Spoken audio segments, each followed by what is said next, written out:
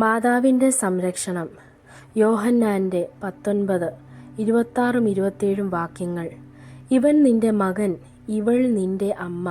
ക്രൂശിൽ തറയ്ക്കപ്പെട്ടിരിക്കുമ്പോഴും യേശു തൻ്റെ ശിഷ്യന്മാരുടെയും വിശ്വാസികളുടെയും ജീവിതത്തെക്കുറിച്ച് ആഴത്തിലുള്ള പരിഗണന പ്രകടിപ്പിച്ചു.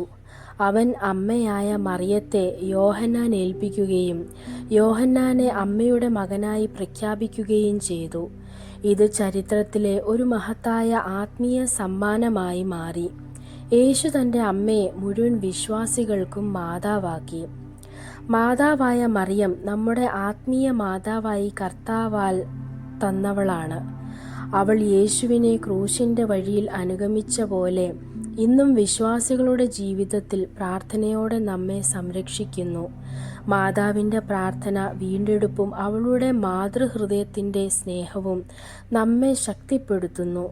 നമ്മൾ ജീവിതത്തിലെ വെല്ലുവിളികളിൽ ഭയപ്പെടാതെ മാതാവിൻ്റെ സംരക്ഷണത്തിൽ ജീവിക്കാം. മാതാവേ, യേശുവിനോട് നിന്ന് കിട്ടിയ മഹത്തായ മാതൃസ്നേഹത്തിൽ എന്നെ എന്നും സംരക്ഷിക്കൂ. എൻ്റെ ജീവിതത്തിൽ അങ്ങ് വഴികാട്ടിയായി വരണമേ. ആമേൻ. ദൈവം നിങ്ങളെ അനുഗ്രഹിക്കട്ടെ.